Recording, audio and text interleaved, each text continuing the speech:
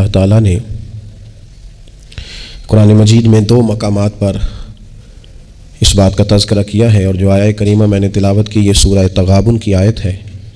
اللہ کریم نے ارشاد فرمایا قرآن حکیم میں کہ انما اموالکم و اولادکم فتنہ، فرمایا بے شک تمہارے مال اور تمہاری اولاد یہ آزمائش ہے، یہ فتنہ ہے۔ واللہ عندہ اجر عظیم، اور اللہ کے پاس بہت بڑا اجر ہے۔ یہ تمہاری مال اور تمہاری اولاد یہ تمہارے لیے آزمائش ہے۔ کس معنی میں آزمائش ہے؟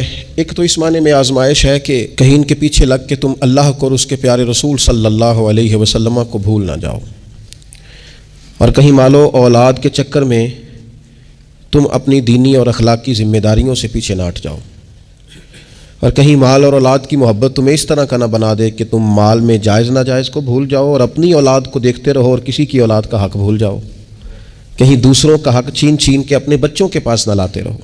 یہ آزمائش ہے مال اور اولاد۔ اور ایک معنی یہ ہے کہ انما اموالکم و اولادکم فتنہ، اس معنی میں کہ ان کی محبت بندے پر غالب ہوتی ہے، تو کہیں اس محبت کے غلبے کی وجہ سے ان دونوں چیزوں کے اصل جو مقصود ہے ان سے نہ غافل ہو جانا۔ کہیں ایسا نہ ہو کہ تم مال کماتے رہو اور کماتے کماتے تم اللہ کی راہ میں خرچ کرنا ہی بھول جاؤ، اعتدال چھوڑ جاؤ، اور کہیں ایسا نہ ہو کہ تم اولاد سے پیار کرو اور پیار کرتے کرتے ان کی تربیت بھول جاؤ۔ سہولیات تو تم انہیں ساری دے دو لیکن وہ روحانی طور پر، اخلاقی طور پر، کردار و عمل کے طور پر مضبوط ہی نہ ہو سکے۔ تو میرے عزیز، اولاد اس معنی میں بھی فتنہ ہے کہ اس کی محبت بندے پر غالب ہوتی ہے، اور جب وہ غالب ہوتی ہے تو کئی دفعہ انسان آزمائش میں آ جاتا ہے۔ اور یہ جو مفہوم ہے نا کہ اولاد کی محبت غالب ہوتی ہے تو آزمائش بنتی ہے، اس کو تو خود نبی پاک علیہ السلام نے بیان کیا۔ ترمذی کتاب المناقب میں حدیث موجود ہے، اللہ کے پیارے رسول صلی اللہ تعالیٰ علیہ وسلم جمعۃ المبارک کا خطبہ ارشاد فرما رہے تھے۔ دوران خطبہ محبوب کریم کی نظر پڑی تو حسنین کریمین آ رہے ہیں، اور آتے آتے وہ لڑکھڑائے اور گر پڑے۔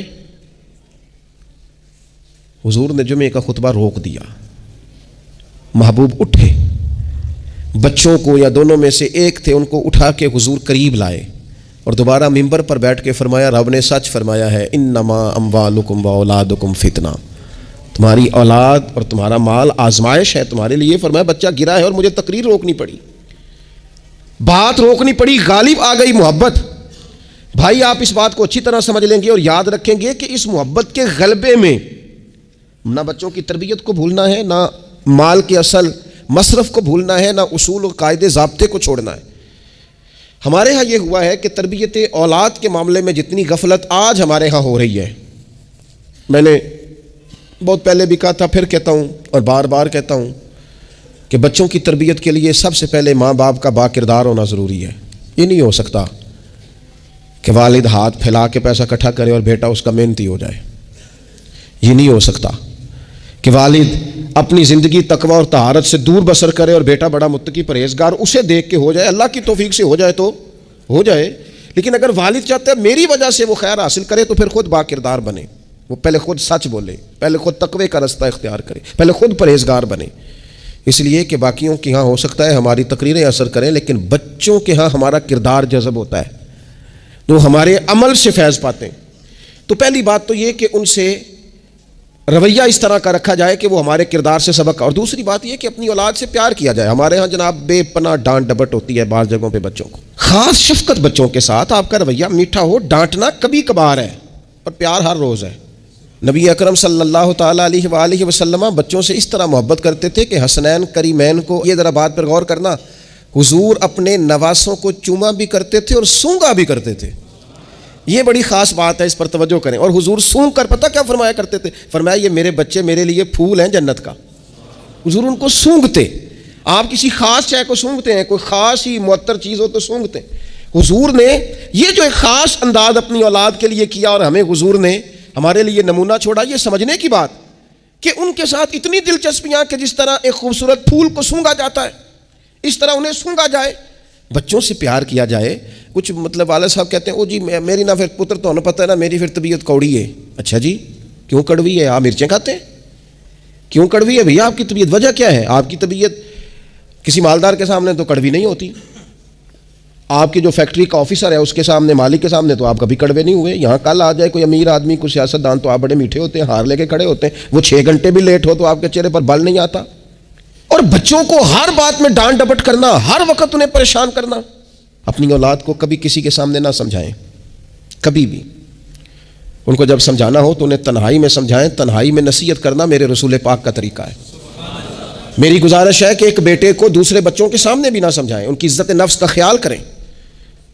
کبھی بھی اپنے بچوں کو دوسروں کے بچوں کی مثالیں نہ دیں. فلانے کا بچہ ادھر چلا گیا، بھئی آپ کیوں کمپیریزن کرتے ہیں کسی کے ساتھ؟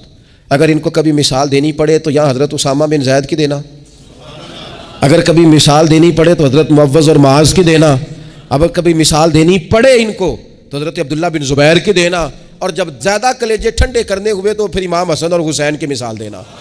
لیکن یہ کیا بات ہوئی، فلانے کا بچہ دولت مند ہو گیا تو پیچھے رہ گیا؟ کیا بات کرتے ہیں آپ؟ آپ کے بچے کی عزت نفس ہے، وہ وقار رکھتا ہے، وہ سوچ رکھتا ہے. اور میرے نبی پاک نے فرمایا اپنی اولاد کی عزت کرو. کس کی؟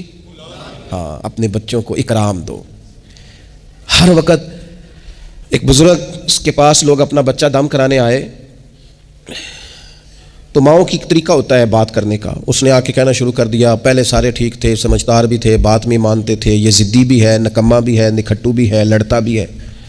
تو بزرگ کہنے لگے میں دم کر دیتا ہوں، لیکن میری بہن اس بوڑھی عورت کو فرمانے لگے یا اس کے باپ کو کہ بھائی آپ یہ جتنی باتیں آپ نے کی ہیں نا، کیا یہ اچھا ہوتا آپ اس کے سامنے نہ کرتے، یہ لفظ آپ یوں ادا نہ کرتے. آپ تو اسے پکا کر رہے ہیں کہ تو ضدی ہے، آپ تو کنفرم کر رہے ہیں کہ تو لڑاکا ہے، آپ کنفرم کر رہے ہیں کہ یہ نافرمان ہے. کیوں آپ نے اس کے سامنے یہ باتیں کی؟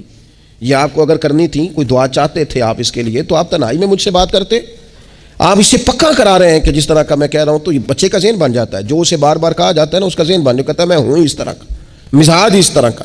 اسے کبھی پکا نہ کریں، اسے تسلی دیں، اسے تشفی دیں، اس کی ڈھارس بنائیں، اس سے پیار کریں، اس کے ساتھ محبت کریں. اسے آپ اس طرح کا رویہ دیں کہ بچہ آپ پر اعتماد کرے. آپ کو پتہ ہے یہ جو بہت سارے بچوں کے ساتھ خدا نہ خواستہ کوئی اپنا بیگانہ کسی قسم کی کوئی زیادتی کرنے لگ جاتا ہے، وہ گھر کیوں نہیں بتاتے؟ وہ کسی جبر کا شکار ہو یا کسی بلیک میلنگ کا شکار ہو، وہ اپنے گھر میں کیوں ڈسکس نہیں کرتے؟ گھر والوں نے پریشر ہی اتنا زیادہ ڈالا ہوا ہے. ان رویوں سے باہر آئیں آپ، اور زندگی کو اس خوبصورتی کے مطابق آپ کا بچہ آپ پر اعتماد کرے، وہ آپ سے کہہ سکے، وہ آپ کو اپنا دکھ بتا سکے، اس کو پتا ہو کہ ہر معاملے میں میری غلطی نہیں نکالی جائے گی، اسے پتا ہو کہ میں جب کوئی بات کروں گا تو میری سنی جائے گی، گھر کے اندر میری رائے کو اہمیت دی جائے گی. یہ ہمیں احساس کمزوری سکھاتے ہیں بعض اوقات بچوں کو. اس سے باہر آئیں. او نہ تسی نہ اچھے کپڑے پایا جائے، کوئی کیا کہنے دو جس نے جو کہنا ہے. آپ شروع سے بچوں کو اس طرح کا بنا رہے ہیں کہ وہ لوگوں کو دیکھ کے بیچارے زندگی گزاریں گے. کیوں اس احساس محرومی کا ہم اپنی اولادوں کو شکار کرتے ہیں؟ وہ باپ کے ساتھ وقت گزاریں. میں جی مصروف بڑا ہوں، تو زیادہ مصروف ہے یا رسول پاک زیادہ مصروف ہے؟ حضور کی تو نواسی ضد کرتی ہیں. سب سے بڑی نواسی صحیح بخاری میں موجود ہے، حضرت زینب کی بیٹی. نبی پاک نماز کے لیے جا رہے، کہتے میں نے بھی جانا ہے. حضور نماز کے لیے آتے تو بچی کو اٹھا کے ساتھ لے آتے. صحابہ فرماتے ہیں نبی پاک قیام میں ہے تو بچی یہاں ہے. حضور رکوع سجدے میں جاتے تو بچی کو قریب کھڑا کر لیتے. اور پھر پیار بیٹیوں سے تو حضور نے کیا ہی. شہزادیاں چاروں جب آتی حضور اٹھ کے کھڑے ہوتے. سیدہ پاک کے بارے میں فرمایا، سب سے چھوٹی بیٹی کے بارے میں، کہ فاطمہ تو میرے جگر کا ٹکڑا ہے. لیکن یہاں بات ختم نہیں ہوئی. نواسوں اور نواسیوں سے پیار. میں نمازی ہوں جی، بچے کو لے جاؤ. میرے رسول پاک پر بچے پیشاب کر دیتے، حضور پانی بہا دیتے. فرمایا پھر کیا ہو گیا ہے؟ میں نے بہت بڑی بات کر دی اگر آپ کی سمجھ میں آئے تو. اور اللہ تعالیٰ شعور دے سکتا ہے. حضور کسی جانور پر سوار ہوتے تھے تو جانور پیشاب نہیں کرتا تھا جب تک حضور سوار رہتے تھے. رب چاہتا تو بچہ کبھی پیشاب نہ کرتا. یہ اتنا بڑا کام اس لیے ہوا کہ تیری اور میری سمجھ میں بات آ جائے. میں قبلہ حضرت صاحب ہوتا ہوں، میں حاجی صاحب ہوں، میں نمازی صاحب ہوں، میں فلان صاحب ہوں، لہذا بچوں کو لے جاؤ میں نے نماز. وہ تو زیادہ پاک صاف ہے؟ آپ کے اندر کچھ زیادہ رعنائی آ گئی ہے کہ آپ اپنی اولاد کو وقت نہیں دے پاتے.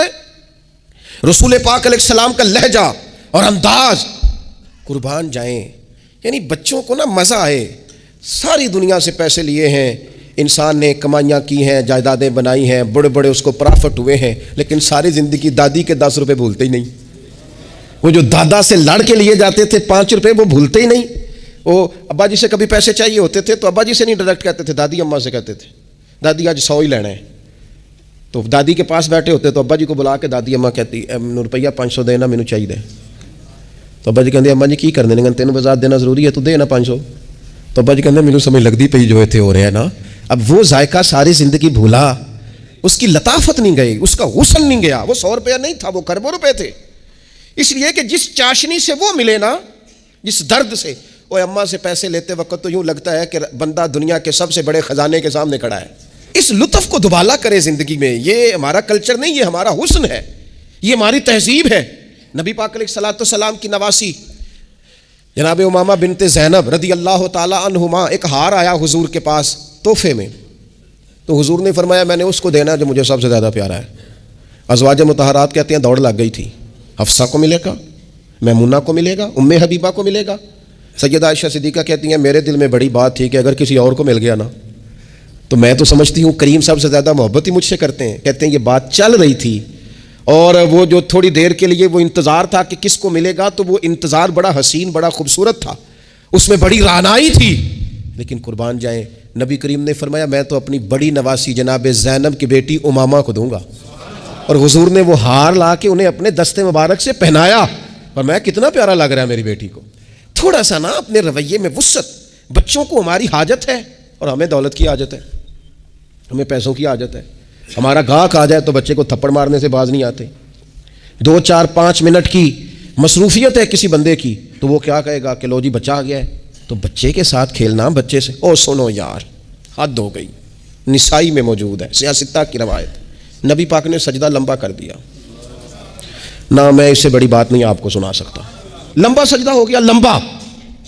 صحابہ فرماتے پریشان ہو گئے, اور طویل سجدہ رسول پاک نے فرمایا سجدہ. صحابہ فرماتے ہیں جب رسول پاک علیہ الصلوۃ والسلام نے نماز کی تکمیل کی تو 2 باتیں ہم نے عرض کی حضور. ایک تو ہم پریشان ہو گئے تھے کہ کوئی ایسی بات نہ ہو گئی ہو, خدا نہ خواستہ کوئی ناخوشگوار بات, اللہ کے حکم نے بھی آنا ہے, آپ نے ہمیں بتایا ہے. اور دوسرا ہمارا خیال تھا کہیں وحی تو نہیں نازل ہونی شروع ہو گئی. کئی دفعہ وحی آتی ہے تو دیر تک محبوب ایک حالت میں رہتے ہیں, ان 2 میں سے کوئی ایک ہوگی. تو حضور نے فرمایا یہ دونوں نہیں تھی. یا رسول اللہ پھر کیا تھا؟ فرمایا وہ میرے بیٹوں میں سے نا, حسن اور حسین میں سے ایک میرے کندھے پہ سوار ہو گیا تھا. اور یہ لفظ ہے حدیث پاک میں سیاستہ میں, فرمایا مجھے اچھا نہیں لگ رہا تھا کہ میں بچے کو اتاروں گا تو وہ ذرا ناگوار محسوس کرے گا.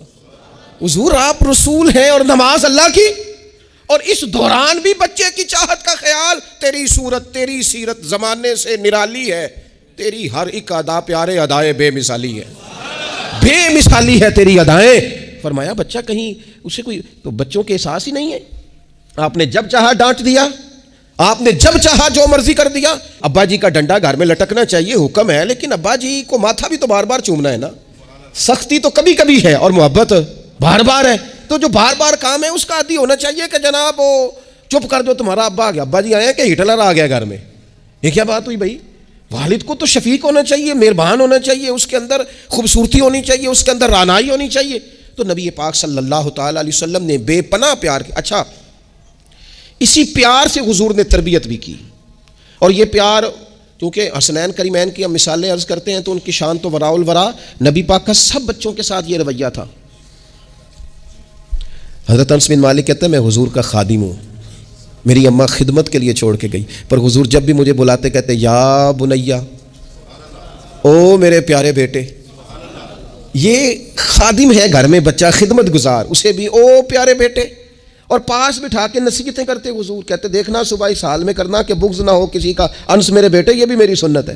حضرت ام خالد رضی اللہ تعالیٰ عنہ کہتی میں چھوٹی سی تھی, میں نے زرد رنگ کی قمیض پہنی تھی, میرے ابا جی مجھے حضور کے پاس لے گئے. کہتی کوئی عجیب ہی نور والا ماحول تھا, میں پہنچ گئی تو حضور میرا کرتا دیکھ کے نا تو کہنے لگے کتنی پیاری لگ رہی ہے بیٹی.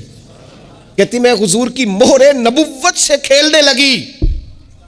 میرے ابا جی مجھے کہنے لگے ادھر ہٹ, یہ کیا کر رہی ہے؟ تو حضور فرمانے لگے ٹھہر جانا, بچے تو بچے ہی ہوتے ہیں, اسے کھیلنے دے. میں کھیلتی رہی اور حضور مجھے دعائیں دیتے رہے. کہا اللہ کرے تو یہ کپڑا پرانا کرے. کیا مطلب کہ اللہ کرے تیری عمر دراز ہو, اللہ تجھے بیٹا لمبی عمر عطا کرے. حضور بچوں کے ساتھ محبت کرتے, ان سے پیار کرتے, ان کے ساتھ رسول پاک علیہ السلام کا خاص شفقت کا معاملہ. ان کو ضرورت ہوتی ہے ہماری, ان کو حاجت ہوتی ہے ہماری, لیکن ہمارے لہجے کی تلخی, ہمارے لفظوں کی ترش روئی, کام کے نام پر, سنوارنے کے نام پر. اور پھر آپ کو پتہ ہے یہ جو بچوں میں عدل کرنے کا کیوں کہا گیا بھلا, کہ اپنی اولاد میں عدل کرو. فرمایا حضور نے اللہ سے ڈرو اور اولاد میں انصاف کرو. کیوں کہا گیا؟ وہ اس لیے کہا گیا کہ ایک بچے سے آپ پیار کر رہے ہیں تو دوسرا بھی آپ کے بارے میں اتنا ہی جذباتی ہے. وہ آپ سے اتنی ہی محبت کرتا ہے. آپ ایک کی تعریفیں کیے ہی جا رہے ہیں, دوسرے کو آپ نے نظر انداز کر دیا, تو اللہ کی بارگاہ میں اس کا بھی جواب دینا ہے. حضور علیہ الصلوۃ والسلام نے فرمایا ڈر اللہ سے, انصاف کر اپنے بچوں کے اندر. اس لیے شارحین حدیث نے لکھا ہے کسی بچے کے منہ پہ 2 دفعہ بوسہ نہ دینا, اور ایک کے منہ پہ 1 دفعہ. فرمایا اگر ایک کو 1 بوسہ دیا تو دوسرے کو بھی 1 ہی دے, اور اگر دوسرے کو 2 دیے ہیں تو پھر پہلے والے کو بھی انصاف کر, عدل کر, محبت میں بھی, عطا کرنے میں بھی, پیار کرنے میں بھی, نوازنے میں بھی. ہر لحاظ سے باپ کی ذمہ داری ہے, ماں کی ذمہ داری ہے کہ وہ انصاف کا ترازو تھامے, ورنہ حساب صرف نمازوں کا نہیں ہوگا, محبتوں کا بھی ہوگا. حساب صرف زکاتوں کا نہیں ہوگا, تیری الفتوں کا بھی حساب ہوگا. حساب صرف تجھ سے تیرے روزے حج زکات کا نہیں لیا جائے گا, تیری توجہات کا بھی حساب ہوگا قیامت کے دن, کہ یہاں ہونی چاہیے تھی کیوں نہیں تھی, ادھر زیادہ کیوں تھی, ادھر زیادہ کیوں نہیں تھی. اس لیے اپنی مرکزی حیثیت کو ہمیشہ سمجھیں, جانیں. اپنی زندگی میں ان کے لیے تھوڑا دل بڑا کریں, گنجائش پیدا کریں. ان کو ہماری حاجت ہے, ہماری مصروفیات نے, ہمارے کاروبار نے, ہمارے تعلقات نے ہمارے بچوں سے ان کا بچپن چھین لیا ہے. ہم وہ ساری, آپ نے وہ حدیثیں سنی ہیں تو کس لیے سنی ہیں؟ یہ صرف شان امام حسنین نہیں ہے, یہ تعلیم امت بھی ہے کہ نبی پاک علیہ السلام نے کندھے پہ بٹھایا ہوا ہے امام حسن اور حسین کو, کندھوں پہ. اور ایک صحابی نے جب کہا کہ کتنی پیاری سواری ہے, تو محبوب فرمانے لگے سوار بھی تو دیکھ کتنا سونا ہے, تو دیکھ تو صحیح. تو یہ آپ میری بات کو سمجھے نا, کیا کوئی کمی تھی وہاں؟ فرشتے نہیں حاضر ہو جاتے 2 منٹ میں ہر خدمت کے لیے؟ صحابہ جان قربان کرنے کو تیار نہیں ہوتے, لیکن حضور نے کیوں کندھوں پہ اٹھایا؟ تاکہ مجھے تجھے سمجھ آ جائے کہ بچوں کو کندھوں پہ اٹھانا بھی کوئی کمال ہے. تو اپنی زندگی میں وہ خوبصورتی, اور پھر نبی پاک علیہ الصلوۃ والسلام بچوں کی تربیت جب کرتے تو بڑے خوبصورت انداز میں. آپ کو پتہ ہے صحابہ فرماتے ہیں بچے کھیل رہے ہوتے تھے تو حضور جب گزرتے تھے تو بچوں کو السلام علیکم کہتے تھے. نبی پاک بچوں کو سلام کرتے, حضور فرماتے ہیں السلام علیکم, بچوں کو سلام کرتے اور پہل کرتے سلام لینے میں. آپ بچوں کو سلام کرنا شروع کر دیں, امید ہے بچے بھی سب کو سلام کرنا شروع کر دیں گے. لیکن یہ شکوہ کرنا کہ لو جی میں اتنا بڑا بزرگ آدمی ہوں, میں اتنا بڑا پڑھا لکھا ہوں, میری یہ شخصیت ہے, آپ نے مجھے سلام ہی نہیں کیا, یہ تو مفت کا رٹا ہے. حضور بچوں کو سلام کرتے تاکہ بچوں کو السلام علیکم کی سمجھ آ جائے. یہ بچوں کو سکھائیں, انہیں یاد کرائیں, اور اس کا طریقہ یہ کہ آپ ان کو سلام لینے میں پہل کریں, آپ ان کو سلام کہیں. ہاں, سکھانے کے لیے آپ ان سے مطالبہ کر سکتے ہیں کہ یار میں نے سلام کہا ہے, تمہیں جواب دینا چاہیے تھا, ہم نے کیوں نہیں دیا, تاکہ ان کو سمجھ آ جائے کہ یہ السلام علیکم اور وعلیکم السلام یہ ایک سنت ہے. پھر اللہ کے پیارے رسول صلی اللہ تعالیٰ علیہ وسلم بچوں کو چھوٹی چھوٹی چیزوں کے آداب سکھاتے. حضور تشریف فرما تھے تو ایک بچہ اندر آ گیا, السلام علیکم کہہ کے داخل ہو گیا, تو محبوب کریم نے بڑی محبت سے بڑے خوبصورت لہجے میں فرمایا بیٹا واپس جاؤ, پہلے اجازت لو, پھر سلام لو, جب اجازت مل جائے پھر اندر آنا. اس لہجے میں اتنی خوبصورتی تھی کہ اس بچے کے دل کی گہرائی تک میں سمجھتا ہوں بات اتر گئی ہوگی. وہ واپس گئے, انہوں نے جا کے اجازت مانگی, اجازت ملی, اور سلام لے کے وہ دروازے رسول پہ حاضر ہو گئے. بچوں کے ساتھ خاص محبت, خاص دلچسپی. ایک دفعہ میں حرمین شریفین حاضر تھا, میرے بالکل سامنے اگلی صف میں نماز کا ٹائم ہو جاتا ہے جب, تو آہستہ آہستہ لوگ زیادہ آنے شروع ہو جاتے ہیں, تو زیادہ رش ہو رہا تھا, لوگ زیادہ جمع تھے. تو ایک بزرگ تھے, تو وہ اپنے داماد سے, ان کی گفتگو سے اندازہ ہوا, میں نے کان تو نہیں لگائے ہوئے تھے لیکن بزرگ غصے میں بول رہے تھے تو بول ہی اونچا رہے تھے ذرا. تو وہ کہہ رہے تھے اپنے داماد سے کہ بیٹا تو ہے تے جوائی ہیں, اب تینوں میں گل کرنا مناسب تے نہیں سمجھدا, پر یہ کہ بچے تو آپ نے میرے ذمہ لگا دیے, وہ مجھے نہ عبادت کرنے دیتے ہیں, نہ قرآن پڑھنے دیتے ہیں, نانا نانا کہہ کے میرے پیچھے ہی بھاگتے رہتے ہیں. تو میں حاضر ہوں, لیکن تھوڑا سا نا ان کو سمجھائیں اور قائل کریں, یہاں آ کے مجھے ذرا اللہ اللہ کرنے دیں. تو وہ بچہ معذرت خانہ انداز میں اپنے سسر کو, بزرگوں کو تھوڑا سا قائل کرنے کی کوشش کر رہا تھا کہ چلیں اب خیال کریں گے, ہم کہتے تو بڑا ہیں کہ ہمارے ساتھ آئیں, لیکن وہ آپ کے پیچھے جاتے ہیں, کریں کیا. تو اب مجھ سے نہ رہا گیا, میں نے ان سے کہا بزرگوں مناسب تو نہیں, لیکن آپ بولے اونچا ہے تو سون صاحب نے لیا ہے, آپ کی ذاتی بات ہے, اگر اجازت دیں تو ایک جملہ کہہ دوں. تو پلٹ کے میری طرف دیکھ کے کہنے لگے مولوی صاحب آکھو. تو میں نے ان سے کہا بڑے خوش نصیب نہیں, اس مسجد میں بیٹھ کر نواسوں کا خیال رکھنا اور ان سے پیار کرنا, یہ تو مدینے والے رسول کا طریقہ ہے. اور این سعادت بازور بازو نیست تان بخشندہ خدائے بخشن. کچھ سعادتیں ایسی ہوتی ہیں جو بازو کی قوت سے نہیں ملتی, تبھی ملتی ہیں جب رب عطا کرتا ہے. تو میں نے کہا یہاں تو نواسوں سے کھیلنا حضور کا طریقہ ہے, بعض چیزوں میں اللہ اثر رکھتا ہے. تھوڑی دیر خاموش رہے, پھر میں نے انہیں آنسو پونچھتے بھی دیکھا, کہنے لگے اللہ تہاڈا بھلا کرے, لو بھائی پتر ہن تسی بھاویں آرام کرو. بعض دفعہ باتیں وہ ناراض بھی ہو سکتے ہیں, تو میں تیار تھا اگر وہ ناراض ہوں گے تو میں معذرت کروں گا, لیکن تھوڑا سا نا ایک بات میں نے ضرور کرنی ہے آپ سے. مجھے بڑا مزہ آیا، مجھے پتہ نہیں اب وہ کالم نویس زندہ ہیں کہ نہیں، عبد القادر حسن ہوتے تھے، انہوں نے ایک بات لکھی تھی مجھے بڑی یاد رہ گئی، اور جس دن میں نے پہلی دفعہ پڑھی تھی میں رویا بھی بڑا۔ وہ کہنے لگے ایک دفعہ گورنر مدینہ نے حکم دیا تھا کہ چھوٹے بچے لوگ مسجد میں لے کے آتے ہیں روضہ رسول صلی اللہ علیہ وسلم پر، تو بچے قالین خراب کر دیتے ہیں، مختلف قسم کی چیزیں گرا دیتے ہیں، تو اس طرح کریں کہ بچوں کو منع کیا جائے، اور کم از کم مقامی لوگوں کو ضرور منع کیا جائے کہ وہ بچوں کو لے کے نہ آئے۔ انہوں نے لکھا تھا کہ رات ہی کو اس شخص کو خواب میں رسول پاک علیہ السلام کی زیارت نصیب ہوئی، اور نبی پاک علیہ السلام نے گورنر سے کہا تم اپنے قالین اٹھا کے لے جاؤ، پر میری امت کے بچوں کو میرے شہر سے دور کوئی نہ کرے، ان کو آنے دو، یہ اپنے رسول کے پاس آئے، لے جاؤ اپنے قالین اٹھا کر، اگر تمہاری سمجھ میں نہیں آتا، لیکن بچوں کو کوئی آنے سے منع نہ کرے۔ کیا کہا تھا میرے امام نے حضور کے بچپن کے بارے میں؟ کہا تھا اللہ اللہ وہ بچپنے کی پھبن، اس خدا بھاتی صورت پہ لاکھوں سلام، اور پتلی پتلی گلے قدس کی پتیاں ان لبوں کی نزاکت پہ لاکھوں سلام، ان کے مولا کے ان پر کروڑوں درود، ان کی ہر خو و خصلت پہ لاکھوں سلام، ہر ادا پر ہی قربان جائیں۔ فرمایا لے جاؤ اٹھا کر کے تم اپنا سامان، لیکن کوئی بھی یہاں سے بچوں کو دور ہے، اگر ان سے ہمارا پیار ہوگا تو یہ ہماری بات بھی سمجھیں گے، لیکن اس محبت میں بھی اعتدال ہو۔